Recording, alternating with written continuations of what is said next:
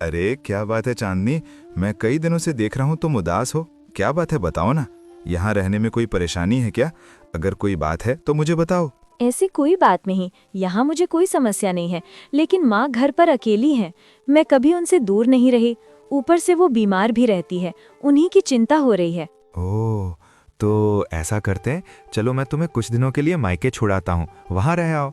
माँ को भी अच्छा लगेगा, मतलब सासू माँ को अच्छा लगेगा तो और तुम्हें भी अच्छा लगेगा। तुम्हारा भी मन हल्का हो जाएगा। क्या कहती हो? उससे क्या हल निकलेगा? मैं सोच रही थी कि अगर माँ को यहाँ ले आए तो क्या इसमें कोई दिक्कत होगी?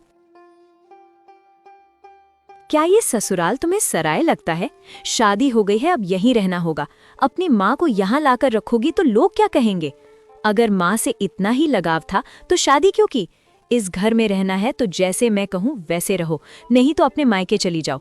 यहाँ तुम्हारे लिए जगह नहीं होगी। अगर ऐसा है तो मैं अपनी माँ के साथ ही रहूंगी। अगर आपका बेटा आपसे दूर रहता तो आप मेरा दर्द समझ पाती, मेरी माँ का दुख भी समझ पाती। मुझे किसी का दुख समझने की जरूरत नहीं। जैसा कहा है वैसा करो, नहीं तो चली जाओ। अरे लेकिन माँ। मैंने जो कह दिया सो कह दिया।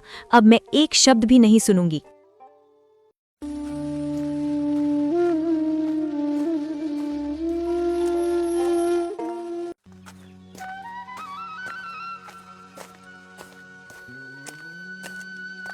माँ, तुम इतनी मेहनत करके मिर्च के पौधों में पानी दे रही हो।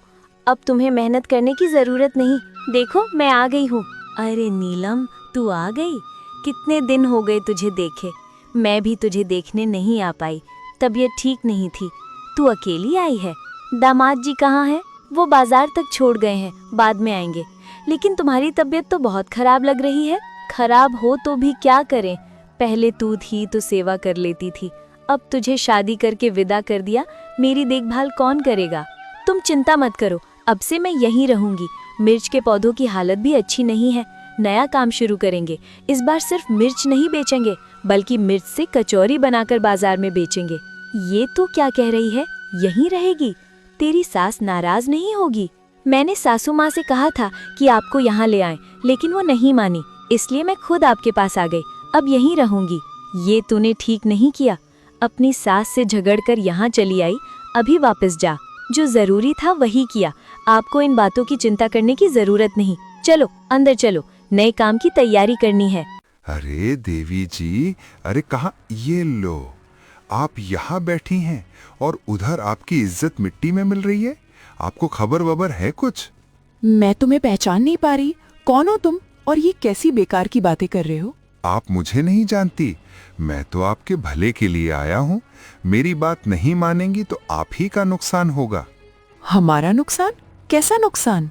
अरे आपकी बहू आपके खानदान की इज्जत खत्म कर रही है। अपने गांव के हाट में कचौरी बेच रही हैं। लोग तरह तरह की बातें बना रहे हैं।